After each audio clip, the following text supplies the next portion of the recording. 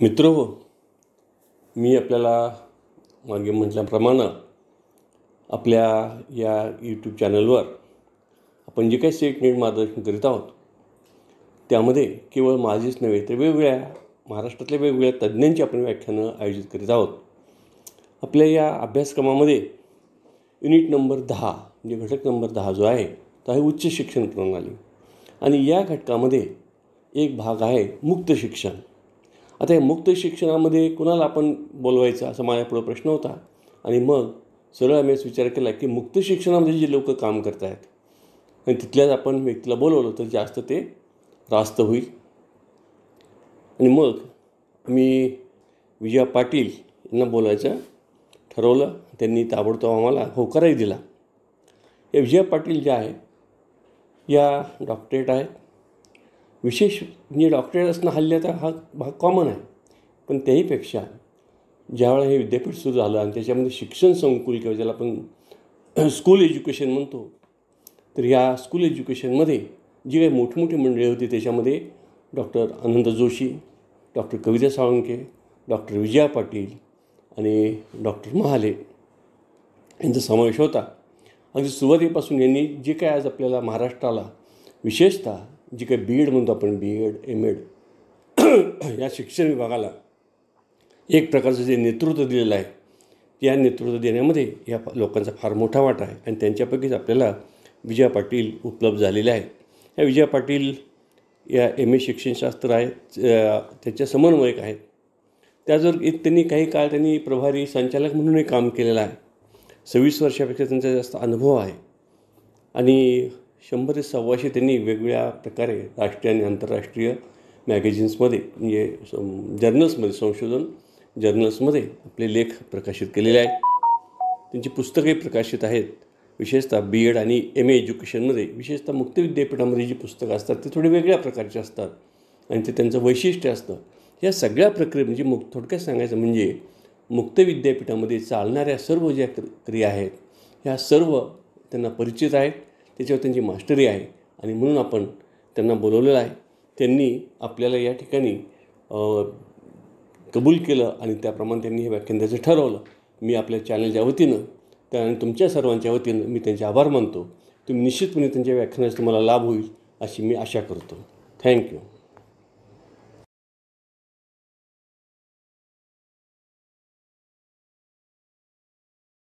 नमस्कार विद्यार्थी मित्रांनो, शिक्षणशास्त्रातल्या सेट परीक्षेबद्दल तुम्हाला खूप खूप शुभेच्छा. सेटच्या अभ्यासक्रमामध्ये मुक्त विद्यापीठ हा एक घटक आहे. तर या मुक्त विद्यापीठाच्या संकल्पनेविषयी आपण आज माहिती पाहणार आहोत. शैक्षणिक क्षेत्रामध्ये आपण पाहिलं की गेल्या 20 ते 25 वर्षापासून खूप बदल झालेले आहेत. आणि या औपचारिक शिक्षणामध्ये आपण पाहिलं की खूप साचेबंदपणा, मग त्याच्यामधले परीक्षा असेल, वेळापत्रक असेल, याच्यामध्ये खूप रिजिडता त्या ठिकाणी आलेली होती. आणि या सगळ्या मर्यादा या औपचारिक शिक्षण पद्धतीमध्ये आलेल्या होत्या. त्याच्यामुळे या शिक्षण पद्धतीमुळे समाजामधील काही घटकांवर सुद्धा त्याचा परिणाम झाला आणि त्यामुळे समाजामध्ये काही विषमता निर्माण व्हायला सुरुवात झाली. म्हणजे एकीकडे खूप विषमता आणि एकीकडे एकाकीपणा अशा पद्धतीचं औपचारिक शिक्षणाचं एक निर्देशकच जणू काही ते बनलेलं होतं.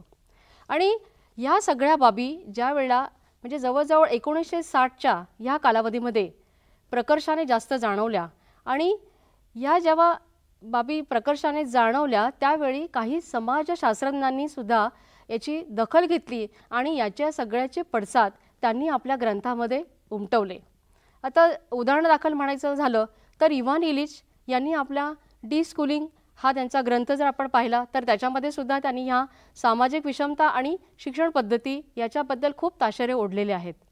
त्याचप्रमाणे बुम्स PH यांनी 1968मध्ये आपल्या द वर्ल्ड एज्युकेशन क्रायसिस या ग्रंथामध्ये पण तशाच पद्धतीचे विचार मांडलेले आहेत. आणि टी हुसेन यांनी आपल्या 1974मध्ये लर्निंग सोसायटी यासुद्धा ग्रंथामध्ये आपल्याला असे त्यांचे विचार दिसून येतात. म्हणजे लक्षात येईल आपल्याला की ह्या 1960च्या ह्या कालावधीमध्ये या औपचारिक शिक्षण पद्धतीच्या खूप मर्यादा ह्या प्रकर्षाने सर्वांना जाणवल्या होत्या. आणि ह्या मर्यादांमध्ये आपल्याला काही पर्याय शोधणं आवश्यक होतं आणि त्या दृष्टीने काही पर्याय पण शोधण्यात आले.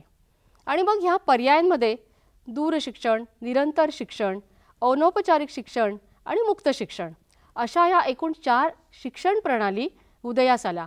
आणि या 4 नवीन शिक्षण प्रणालीची ही जी प्रतिमानं आहेत, या प्रतिमानांनी मात्र प्रत्येक प्रणालीने मुक्त विद्यापीठाला काही ना काही तात्विक अधिष्ठान मात्र दिलेलं आहे. आणि या प्रत्येक शिक्षण प्रणालीनं आपण जर पाहिलं तर वेगवेगळी तत्त्व या शिक्षण प्रणालीने मुक्त विद्यापीठाला दिलेली आहेत. आता या ज्या दूरशिक्षण, निरंतर शिक्षण आणि अनौपचारिक शिक्षण आणि मुक्त शिक्षण ह्या ज्या 4 प्रणाली आहेत, या 4 प्रणालीने मुक्त विद्यापीठाला जी काही तत्त्व दिलेली आहेत ती म्हणजे दूरशिक्षणाने विद्यार्थ्याच्या शिक्षणाच्या धडपडीला अद्ययावत जे काही ICT आहे, ज्याला आपण इन्फॉर्मेशन कम्युनिकेशन टेक्नॉलॉजी म्हणतो, त्याचा आधार दिलेला आहे. म्हणजे विद्यार्थी जिथे आहे तिथे त्याला जाऊन त्याच्या प्रयत्नांना अध्ययनासाठी त्याला प्रेरणा देणं, अशा पद्धतीने दूरशिक्षणाने हे एक तत्त्व दिलेलं आहे. त्यानंतर निरंतर शिक्षण म्हणजे त्याच्या औपचारिक शिक्षण, विद्यार्थ्याचा कुठलाही औपचारिक शिक्षणाचा काळ संपल्यानंतर सुद्धा त्याला त्याच्या गरजेनुसार त्याला त्याच्या शिक्षणाची काही संस्था किंवा काही विविध ठिकाणी त्याला पद्धतशीरपणे असे काही गरजांनुसार शिक्षणक्रम पूर्ण करण्याची संधी या निरंतर शिक्षणामध्ये दिली जाते. असं एक वेगळं तत्त्व या निरंतर शिक्षणाने मांडलेलं आहे. तिसरं जे आहे ते अनौपचारिक शिक्षण. आता अनौपचारिक शिक्षणामध्ये साहजिक आहे की त्याच्यामध्ये शिक्षणातील लवचिकता असते आणि ही जी औपचारिक शिक्षणामधला जो साचेबंदपणा असतो, हा साचेबंदपणा दूर होऊन त्या ठिकाणी मात्र शिक्षणामधली लवचिकता येते. आणि चौथं जे एक शिक्षण प्रणाली आहे ती म्हणजे मुक्त शिक्षण. ही अतिशय महत्त्वाची शिक्षण प्रणाली आहे. या शिक्षण प्रणालीमध्ये विद्यार्थ्यांच्या स्वायत्ततेला आधार दिला जातो. म्हणजे काय आधार दिला जातो असं नाही, तर फक्त तिथे आदर पण केला जातो आणि त्यानुसार त्याला त्याच्या स्वायत्ततेप्रमाणे त्याला स्वतःचे निर्णय पण घेता येतात. म्हणजे अशा प्रकारे ह्या औपचारिक शिक्षण पद्धतीच्या मर्यादेमुळे खूप असं मोठं मनुष्यबळ होतं की त्याला पैलू पाडण्या वाचून ते अलिप्त राहिलेलं होतं, वंचित राहिलेलं होतं. आणि असा जो विशाल जनसमुदायाला शिक्षणाचा मार्ग शोधणं, त्याला मार्ग देणं, या हेतूने अनौपचारिक शिक्षण आणि मुक्त शिक्षण हे ज्या 2 मूलभूत ह्या कल्पना होत्या, या कल्पना मुक्तपणे तिथे मांडण्यात आल्या. आणि नंतर उच्च शिक्षणाचा प्रवेश हा प्रत्येक व्यक्तीचा मूलभूत हक्क आहे आणि म्हणून या मुक्त शिक्षणाचा प्रवेश तिथे उपलब्ध करून देणं हे मुक्त शिक्षणाचं प्रमुख उद्दिष्ट त्याच्यानंतर ठरलं. म्हणून आपण बघतो की कुठली पण एक नवीन अभिकल्पना असेल किंवा संकल्पना असेल, ती जर आपल्याला साकारायची असेल तर त्याच्यासाठी आपल्याला एक मूर्त चौकट कुठेतरी उभारावी लागते. आणि म्हणून या गरजेतूनच आपलं मुक्त विद्यापीठ ही जी काही संकल्पना आहे या चौकटीमधूनच उभारलेली आहे. आता आपण या मुक्त विद्यापीठाची जी ऐतिहासिक काही थोडीशी पार्श्वभूमी आहे ती आपण थोडक्यात पाहूया. मुक्त विद्यापीठाच्या संदर्भामध्ये जर बोलायचं झालं तर सर्वात प्रथम ही संकल्पना ब्रिटनचे माजी पंतप्रधान हेरॉल्ड विल्सन यांनी ही संकल्पना मांडली आणि त्यानंतर त्यांनी 1969 मध्ये जगातलं पहिलं मुक्त विद्यापीठ या हेरॉल्ड विल्सन यांनी स्थापन केलं. आणि हे विद्यापीठ ज्यावेळेला स्थापन झालं मग त्याच्यानंतर जगामध्ये अनेक विद्यापीठं स्थापन होत गेली. मग त्याच्यामध्ये कॅनडा, जपान, थायलंड, चीन, श्रीलंका, पाकिस्तान, भारत यासारख्या देशांमध्ये जवळजवळ 20हून अधिक देशांमध्ये मग मुक्त विद्यापीठं स्थापन व्हायला सुरुवात झाली. आपल्या भारतामध्ये सगळ्यात पहिले मुक्त विद्यापीठ स्थापन झालं ते doctor BR Ambedkar open university हे हैदराबादमध्ये 1982 मध्ये स्थापन झालं. आणि त्यानंतर लगेच 1985 मध्ये Indira Gandhi national open university Delhi येथे स्थापन झालं.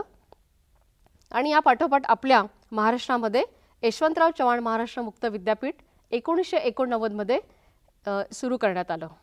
आणि मग भारतामध्ये त्यानंतर राजस्थान, पटना, मध्य प्रदेश, गुजरात, म्हैसूर, कलकत्ता, चेन्नई, छत्तीसगड, आसाम, नैनिताल, ओडिसा यासारख्या वेगवेगळ्या आपल्या राज्यांमध्ये सुद्धा हे मुक्त विद्यापीठं सुरू झाली.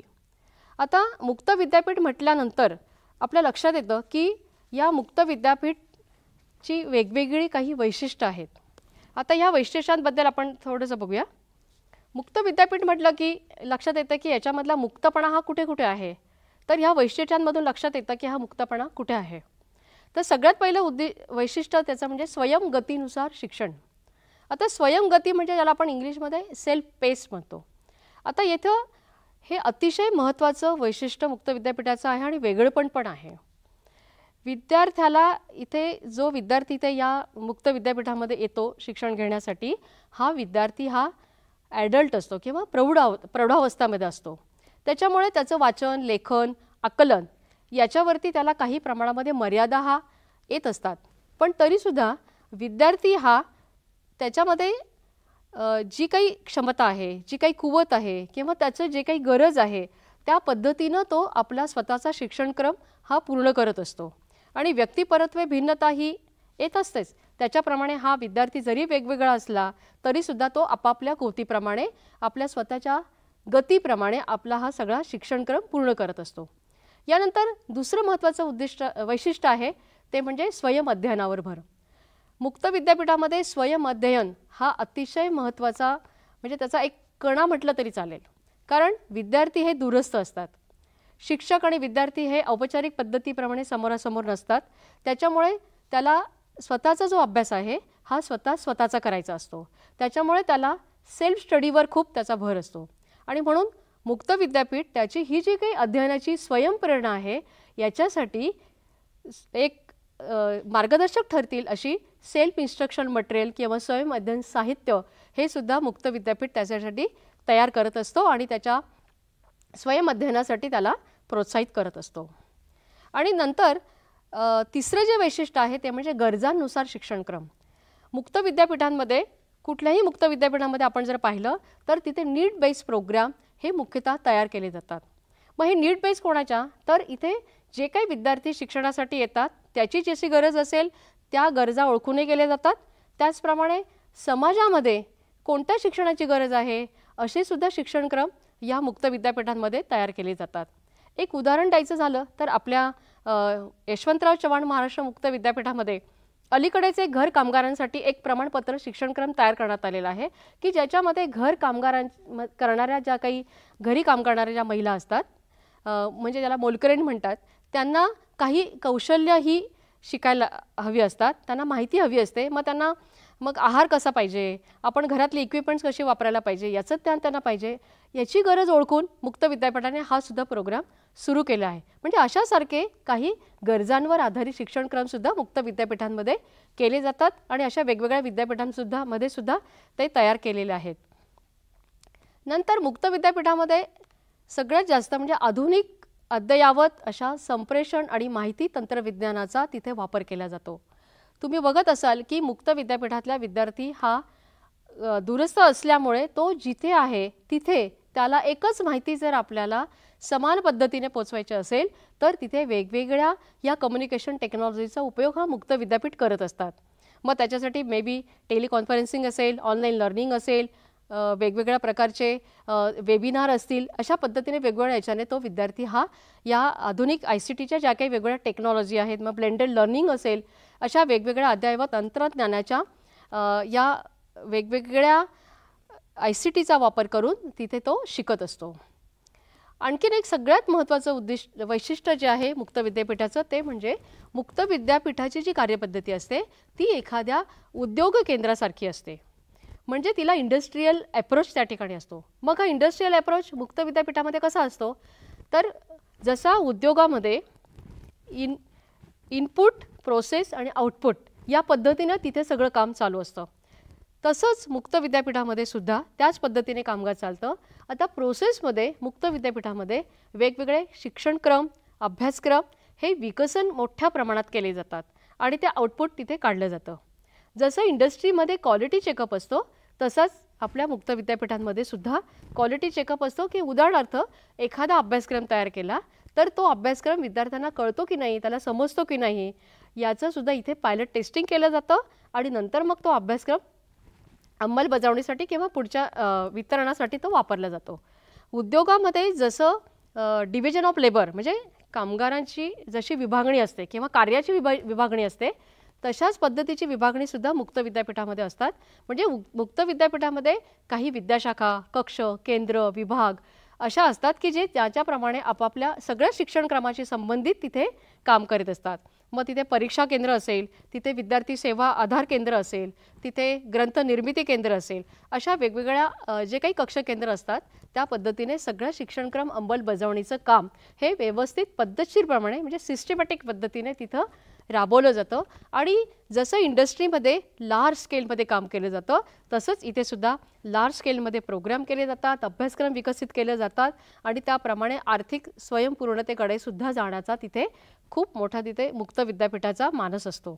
अशा पद्धतीने उद्योग केंद्राची पद्धती ही मुक्त विद्यापीठामध्ये सुद्धा मुक्त विद्यापीठातही राबवली जाते. नंतर अनेकविध माध्यमांचा वापर म्हणजे मुक्त विद्यापीठ आणि मल्टीमीडिया हे तर एक समीकरण आहे, हे तुम्हाला पण माहिती आहे. मग ह्या मल्टीमीडियामध्ये हा विद्यार्थी दूर असल्यामुळे साहजिक आहे की त्याच्यापर्यंत पोहोचण्यासाठी विविध माध्यमंही वापरावी लागतात. मग त्याच्यामध्ये सेल्फ इन्स्ट्रक्शन मटेरियल आहे की ज्याला आपण स्वयं अध्ययन साहित्य असं म्हणतो की ज्याच्यामध्ये विद्यार्थी आणि शिक्षक हे जरी दूर असले तरीसुद्धा ते वाचत असताना ते जवळ असल्याचा भास होतो. अशा पद्धतीनेच ती पुस्तकं तयार केलेली असतात. नंतर कॉन्टॅक्ट सेशन्स असतात जिथे विद्यार्थी काही वेळेला आपल्या समंत्रकांना भेटतात, आपले काही प्रॉब्लेम्स तिथे सांगतात, आपल्या समस्यांचं निरसन करून घेतात. नंतर काही वेळेला काही रेडिओ, वेब रेडिओसारखे व्याख्यानं तिथे असतात. तिथं वेब रेडिओवरनं पण विद्यार्थी ऐकू शकतात, टेलिकॉन्फरन्सिंगवरनं ऐकू शकतात किंवा टी व्हीवरच्या काही वेगवेगळ्या ज्या काही चॅनल्स आहेत त्या चॅनल्सवरनं पण विद्यार्थी अभ्यास करू शकतो. नंतर ब्लेंडेड लर्निंगसारखे माध्यमं आता वापरायला अलीकडे सुरू झालेले आहे. ऑनलाईन लर्निंग आहे, मोबाईल लर्निंग आहे. अशा वेगवेगळ्या मीडियाच्या माध्यमातून इंटरनेट आहे, वेबिनार आहे, ऑनलाईन सेमिनार्स आहेत. अशा वेगवेगळ्या माध्यमातून मुक्त विद्यापीठ जे आहे हे विद्यार्थ्यांपर्यंत पोहोचत असतं आणि अनेकविध माध्यमांचा वापर त्या ठिकाणी केला जातो. आणखीन एक महत्त्वाचं वैशिष्ट्य म्हणजे लवचिकता. आता लवचिकता ही मुक्त विद्यापीठामध्ये अनेक ठिकाणी आहे. म्हणजे विद्यार्थ्यांच्या प्रवेशापासून तर तो परीक्षेपर्यंत या संपूर्ण त्याच्या प्रवासामध्ये अनेक ठिकाणी त्याला लवचिकता दिलेली आहे, त्याला फ्लेक्झिबिलिटी दिलेली आहे. तिथे कुठल्याही प्रकारचा साचेबंदपणा किंवा त्याला शिथिलता त्याच्यामध्ये आणलेली नाही आहे. आणि कारण काय की या ठिकाणी विद्यार्थ्याला तिथे स्वायत्तता ही पूर्णपणे दिलेली असते आणि म्हणून तिथं ही जी विद्यापीठाची कार्यपद्धती आहे ही कार्यपद्धती तिथे लवचिक करावी लागते आणि विविध पर्यायांची उपलब्धता त्या ठिकाणी विद्यार्थ्यांना द्यावी लागते. आता अलीकडे विद्यार्थ्यांनी ज्यावेळेला ऑनलाईन एक्झाम्स दिल्या ह्या कोरोनाच्या महामारीमुळे, तर ज्या विद्यार्थ्यांना ऑनलाईन परीक्षा नाही देता आल्या तर त्यांना काही विद्यार्थ्यांना आपण त्यांना एक जशी आपली रेग्युलर परीक्षा होती तसा पण पर्याय त्यांना उपलब्ध करून देण्यात आला. म्हणजे अशा पार्श्वभूमीवरती वेगवेगळ्या याच्यावरती फ्लेक्झिबिलिटी ही विद्यार्थ्यांना तिथं दिली जाते. मग तिथे प्रवेशाच्या बाबतीमध्ये त्याच्या वयाची अट असेल तिथे पण त्याला तिथे फारशी तिथे बंधनं घातलं जात नाही. अशा या मुक्त विद्यापीठाची जी काही वेगवेगळी वैशिष्ट्य आहेत या वेगवेगळ्या वैशिष्ट्यांमुळेच मुक्त विद्यापीठ जे आहे हे विद्यापीठ त्याचं वेगळंपण जे आहे हे वेगळंपण ह्या औपचारिक शिक्षण पद्धतीपेक्षा हे वेगळं आहे. त्याच्यामुळेच ते आता हल्ली सगळ्या जागतिक स्तरावरती त्याचा स्वीकार व्हायला लागलेला आहे. आता जसं आपण बघितलं की मुक्त विद्यापीठाची वैशिष्ट्य आपण पाहिली तर मुक्त विद्यापीठामध्ये जे काही प्रोग्राम विद्यार्थी पूर्ण करतो आणि तो शिकतो नंतर मग तो परीक्षा पण देतो, हे जसं कन्व्हेन्शनल सिस्टीममध्ये असतं तसं इथे पण असतं. तर म्हणून आपल्याला ह्या मुक्त विद्यापीठामध्ये त्याची काही मूल्यमापनही केलं जातं. आता हे जे मुक्त विद्यापीठातील मूल्यमापनाची पद्धती आहे या मूल्यमापन पद्धतीची सुद्धा काही वेगळी वैशिष्ट्य आहे. आता या मूल्यमापनाच्या वैशिष्ट्यांमध्ये परत तिथे मी तुम्हाला मगाशीच असं म्हणाले की इथं लवचिकता आहे, जसं मुक्त विद्यापीठाचं वैशिष्ट्य आहे तसं मुक्त विद्यापीठाच्या मूल्यमापनाच्या किंवा परीक्षा पद्धतीमध्ये सुद्धा लवचिकता आहे. मग ही लवचिकता कुठे आहे तर या लवचिकतेमध्ये विद्यार्थ्यांच्या मध्ये असलेल्या अपेक्षित असलेली जी काही त्याचं ज्ञान आहे किंवा त्याची अपेक्षित असलेली त्याचं जे काही क्षमता आहे त्याला अनुसरून किंवा त्याच्या वेगवेगळ्या जे काही शिक्षणक्रम आहेत, अभ्यासक्रम आहेत त्याच्या गरजांनुसार जे निर्माण केलं जातं त्यावेळेला ज्याची तेव्हा परीक्षा घेतली जाते त्यावेळेला त्याच्या अभ्यासक्रमानुसार त्या शिक्षणक्रमाच्या आवश्यकतेनुसार तिथे मूल्यमापन पद्धतीमध्ये सुद्धा गरजानुसार त्या मूल्यमापन पद्धतीमध्ये बदल केले जातात आणि त्या पद्धतीने मूल्यमापनाची पद्धती ही ठरत असते. एक उदाहरण द्यायचं झालं तर आपल्याकडे एक डिप्लोमा इन स्कूल मॅनेजमेंटचा एक कोर्स आहे. तर या कोर्समध्ये बरेचसे वयस्कर मुख्याध्यापक या ठिकाणी ॲडमिशन घेतात तर यांना लेखनाचा सराव त्यांचा बऱ्यापैकी कमी झालेला असतो, तर त्यावेळेला टोटली परीक्षा देणं हे त्यावेळेला त्यांच्यासाठी बंधनकारक नव्हतं, तर त्यांनी फक्त एक कृती संशोधनाचा अहवाल आणि एक मौखिक परीक्षा द्यावी एवढंच त्या ठिकाणी अपेक्षित होतं. म्हणजे अशा प्रकारची काही वेळेला लवचिकता इथे अनुसरून या मूल्यमापन पद्धतीमध्ये केली जाते. आता मूल्यमापनामध्ये विश्वसनीयता तर यायलाच पाहिजे, त्याच्याशिवाय त्याच्यामधले मूल्यमापनाची आपल्याला काटेकोरपणे अंमलबजावणी करता येत नाही. म्हणून मग मूल्यमापनासाठी ज्या काही वर्ग चाचण्या असतात किंवा प्रश्नपत्रिका असतात ह्या जेव्हा विकसित केल्या जातात विद्यापीठांमध्ये त्यालासुद्धा एक व्यवस्थितपणे पद्धतशीर मार्गाने त्या विकसित केल्या जातात. क्वेश्चन बँक्स तयार केले जातात, संपूर्ण जे काही तज्ज्ञ असतात त्या तज्ज्ञांकडून ते तयार केले जातात आणि हे तयार करत असताना मूल्यमापनाचे जे काही निकष आहेत त्या निकषांवर आधारितच हे सगळं तयार केलं जातं आणि त्याची विश्वसनीयता जी आहे ती विश्वसनीयतासुद्धा पाहिली जाते. एक तिसरं जे वैशिष्ट्य आहे ते म्हणजे श्रेणी पद्धती. आता श्रेणी पद्धती ही UGCने सुद्धा अलीकडे स्वीकारलेली आहे, ती मुक्त विद्यापीठाने पण आपल्या मूल्यमापन पद्धतीमध्ये स्वीकारलेली आहे. श्रेणी पद्धतीमुळे विद्यार्थ्यांचा सुद्धा खूप फायदा होत असतो. म्हणजे समजा 60 ते 65% मिळालेला विद्यार्थी हा एकाच ग्रेडमध्ये आल्यामुळे त्याला जिथे कुठे त्याला ते सादर करायचं असतं तिथे त्याचा फायदा त्या विद्यार्थ्यांना होत असतो. मुक्त विद्यापीठाने सुद्धा यापूर्वी श्रेणी पद्धती स्वीकारलेली होती आणि नंतर मध्यंतरीच्या काळामध्ये वेगळ्या पद्धतीने आपण हे केलेलं होतं आणि नंतर मग पुन्हा श्रेणी पद्धती आता अलीकडे UGCच्या गाईडलाईनप्रमाणे श्रेणी पद्धत ही मुक्त विद्यापीठांमध्ये राबविण्यात येते. आणि या मूल्यमापन पद्धतीमध्ये आणखीन एक महत्त्वाचं त्याचं वैशिष्ट्य म्हणजे असं की समजा विद्यार्थी त्याच्या अभ्यासक्रमामध्ये तो उत्तीर्ण झाला आणि मग त्याच्यानंतर तो पुढच्या याला शिक्षण क्रमाला किंवा त्याच्या व्यवसायाकडे तो वळतो.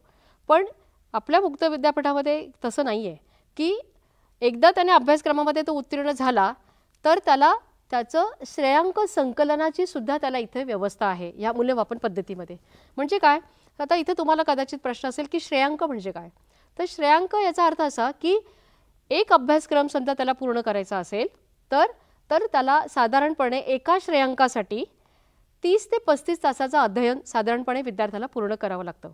मग 30 ते 35 तासाचं जे काही अध्ययन आहे मग त्याच्यामध्ये त्याला त्याच्या अभ्यासक्रमामधल्या त्याच्या नोट्स काढणं असतील, नंतर संपर्क सत्रामधील व्याख्यानं ऐकणं असतील किंवा ऑनलाईन लेक्चर्स ऐकणं असतील किंवा त्याला काही होम असाइनमेंट दिल्या असतील, काही त्याला प्रॅक्टिकल्स करायचे असतील, काही त्याला शाळेमध्ये करायचे असतील किंवा त्याच्या कार्यक्षेत्र असेल तिथे त्याला प्रॅक्टिकल करायचे असतील, अशी जी काही वेगवेगळी कामं असतात हे सगळं धरून किमान 30 ते 35 तासाचं अध्ययन असं हे विद्यापीठाचा तो एक फॉर्म्युला आहे आणि जवळजवळ सगळ्याच मुक्त विद्यापीठांमध्ये ही क्रेडिट सिस्टीम ही वापरली जाते. आणि मग हे श्रेयांक जसं जसं अभ्यासक्रम असतात म्हणजे प्रमाणपत्र, पदविका, पदवी किंवा आणखीनचे पुढे जसं तो मास्टर डिग्रीला जातो त्या पद्धतीने त्याचे श्रेयांक हे वाढत जातात आणि मग तो निम्न स्तराकडून ज्यावेळेला उच्च स्तराकडे जसा जातो तसे श्रेयांक त्याला हे मिळत जातात आणि मग तो श्रेयांक तो गोळा करत जातो आणि त्याला एक आधी घेतलेल्या श्रेयांकाचा उपयोग हा पुढच्या ज्यावेळेला तो पुढची पदवी घेतो किंवा पुढचं शिक्षणक्रम पूर्ण करतो तेव्हा त्याला त्याचा उपयोग होतो. म्हणजे काय की त्याने आधी मिळवलेल्या साठवलेल्या श्रेयांकाचं तो संकलन करतो आणि त्या संकलनाचा उपयोग त्याला पुढच्या शिक्षणासाठी होतो. आता उदाहरणार्थ आपल्या महाराष्ट्र मुक्त विद्यापीठाचं उदाहरण जर घ्यायचं झालं तर इथलं जे कृषी विज्ञान शाखा आहे तर ह्या विद्याशाखेमध्ये अशाच प्रकारची तिथे सोय दिलेली आहे आणि म्हणजे प्रमाणपत्र त्याने 2 केले तर त्याला पदविका प्राप्त होते अशा पद्धतीचं आहे. किंवा शिक्षणशास्त्र विद्याशाखेमध्ये तर तुम्ही पाहिलं तर आपल्या BEdला आपण काय करतो की समजा एखाद्या विद्यार्थ्याची मराठी आणि इतिहास ही मेथड असेल तर तो तेवढी मेथड शिकतो, पण एखाद्या विद्यार्थ्याला वाटले की नाही मला मराठीसोबत मला इंग्रजी या लँग्वेज ह्या मेथडचा पण मला अभ्यास करायचा आहे तर मुक्त विद्यापीठाने त्याच्यासाठी आणखीन हा एक प्रमाणपत्राचा कंटेंट कम मेथडॉलॉजी इंग्लिश असा एक प्रोग्राम तिथे दिलेला आहे. तर अशा पद्धतीने आपल्याला ह्या मुक्त विद्यापीठामध्ये श्रेयांक संकलन करता येतं आणि त्याचा उपयोगही आपल्याला करून घेता येतो. आणखीन एक सगळ्यात चांगलं वैशिष्ट्य म्हणजे या ठिकाणी प्रगती सुधारण्याची संधी म्हणजे ज्याला आपण क्लास इम्प्रूव्हमेंट म्हणतो. आता क्लास इम्प्रूव्हमेंट याचा अर्थ असा की समजा मला एखाद्या मास्टर डिग्रीला मी आहे आणि मला तिथे B+ आवश्यक आहे पण मला फक्त 50% मिळाले तर अशा वेळेला मला हे माझे 50%वरून मला फर्स्ट क्लास किंवा B+मध्ये जाण्यासाठी, म्हणून मला पुन्हा तिथे परीक्षा देण्याची संधी आहे आणि मग मी माझा हा जो अभ्यासक्रम आहे हा मी पूर्ण करून माझा क्लास इम्प्रूव्हमेंट पूर्ण करू शकते. अशा या मुक्त विद्यापीठाच्या मूल्यमापनाची वेगवेगळी वैशिष्ट्ये आहेत. आणि मुक्त विद्यापीठामध्ये सुद्धा मूल्यमापन जे आहे ते त्रिस्तरावर चालतं. एक म्हणजे स्वयंमूल्यमापन, दुसरं म्हणजे निरंतर मूल्यमापन किंवा सतत चालणारं मूल्यमापन, आणि तिसरं म्हणजे अंतिम मूल्यमापन, ज्याला आपण एंड एक्झाम म्हणतो. तर ह्या 3 स्तरावरचं जे मूल्यमापन आहे, या 3 स्तरावरच्या मूल्यमापनावर मुक्त विद्यापीठातलं मूल्यमापन पद्धती ही चाललेली असते. आता याच्यामध्ये स्वयंमूल्यमापन जे आहे, तर स्वयंमूल्यमापन म्हणजे की विद्यार्थी ज्या वेळेला शिकतो त्यावेळेला त्याचं जे स्वयं अध्ययन साहित्य आहे, ज्याला आपण सेल्फ इन्स्ट्रक्शन मटेरियल म्हणतो, या सेल्फ इन्स्ट्रक्शन मटेरियलमध्ये एखाद्या घटकाचा अभ्यास करत असताना तो काय करतो की तिथे त्याला इंटेक्स क्वेश्चन्स असतात, म्हणजे स्वयं अध्ययनासाठी क्वेश्चन्स असतात. तो क्वेश्चन्स ते वाचत तो जेव्हा अभ्यास करतो त्यावेळेला तो अभ्यास करता करता ते प्रश्न सोडवतो, आणि हे प्रश्न जेव्हा तो सोडवतो त्यावेळेला त्याच्या लक्षात येतं की मला कितपत भाग समजला, कोणता भाग समजला नाही, हे त्याचं स्वतःचं ॲनालिसिस तो करू शकतो, म्हणजे स्वतःचं मूल्यमापन तो करू शकतो. अर्थात या स्वयंमूल्यमापनाचा जो भाग आहे हा भाग आपला अंतिम निर्णय किंवा निकालपत्र जे असतं तिथे मात्र येत नाही. हा फक्त त्याला स्वतःचा अभ्यास करण्यासाठी त्याला उपयोगाला येऊ शकतो. आता याच्यानंतर दुसरं जे मूल्यमापन आहे ते म्हणजे सतत चालणारं किंवा निरंतर असं मूल्यमापन. म्हणजे विद्यार्थी शिकत असताना मग त्याला काही होम असाइनमेंट असतात, स्वाध्याय असतात किंवा इंटरनल काही काम असतं, प्रात्यक्षिक असतात, अशा याचं तिला काम दिलं जातं आणि ते तो पूर्ण करतो. त्याचं काही मूल्यमापन तिथे दिलं जातं की ज्याला अंतर्गत गुण त्याला त्याच्या अंतिम निकालपत्रामध्ये दिले जातात. अर्थात काही वेळा कसं होतं की ज्या वेळेला हे कंटिन्युअस असेसमेंट होतं त्यावेळेला त्याच्या समंत्रकाकडून किंवा मार्गदर्शकाकडनं त्याला वेळोवेळी मध्ये मध्ये प्रेरणाही मिळत असते, आणि त्या प्रेरणेतूनच मग तो विद्यार्थी आणखीन पुढे शिकत जातो आणि त्याला आणखीन स्वयंप्रेरणा मिळते आणि तो आपला अभ्यासक्रम पूर्ण करतो. आणि नंतर शेवटीचं जे मूल्यमापन आहे ते म्हणजे एंड एक्झाम, की जे जसं पारंपरिक विद्यापीठांमध्ये पण आहे तसंच मुक्त विद्यापीठांमध्ये पण हे अंतिम मूल्यमापन असतं. अलीकडे UGCने मुक्त विद्यापीठाला सुद्धा जे काही परीक्षेबद्दलचे जे काही सगळे नियम आहेत ते सगळ्या मुक्त विद्यापीठांना त्यांनी आता करायला सांगितलेलं आहेत. त्यामुळे आता UGCचे सगळे नियम सगळ्या विद्यापीठांमध्ये फॉलो होतात आणि त्याच पद्धतीने परीक्षेचं जे काही स्ट्रक्चर आहे ते स्ट्रक्चर मात्र या UGC प्रमाणे होत असतं. असा हा मुक्त विद्यापीठाचा जो काही भाग आहे की ज्याच्यामध्ये आपण पाहिलं की त्याची वैशिष्ट्य, त्याचं मूल्यमापन आणि त्याचं काही वेगवेगळे जो काही ऐतिहासिक आढावा आपण घेतलेला आहे. आता याच्यानंतर एक लक्षात येईल तुमच्या की हे सगळं बघितल्यानंतर मुक्त विद्यापीठाचं जे काही हे आहे महत्त्व जे आहे, हे महत्त्व जर तुम्ही बघितलं तर आता लक्षात येईल की जागतिक स्तरावरती मुक्त विद्यापीठांचं महत्त्व हे खूप वाढत चाललेलं आहे. आता तुमच्या लक्षात आलं असेल की कुठलंही शिक्षण हे आता विद्यार्थी हा पाहिजे तेव्हा जिथे हवं आहे तो जिथे असेल तेव्हा त्याच्या पद्धतीने त्याच्या सवडीने तो घेऊ शकतो. इतकी चांगली मुभा त्याला असताना तो या मुक्त विद्यापीठाकडे आता खूप सारे विद्यार्थी आता वळायला लागलेले आहे. त्याच्यामुळे सहजपणे आपल्याला जी काही शिक्षणाची संधी आहे ती आपल्याला मिळत असते. आपण कुठेही राहून आपला शिक्षणक्रम हा पूर्ण करू शकत असतो. अर्थात सगळ्या मुक्त विद्यापीठांना सुद्धा काही चॅलेंजेस पण आहेत, त्याप्रमाणे त्याच्याशिवाय त्यांचं महत्त्व हे टिकून राहत नाही.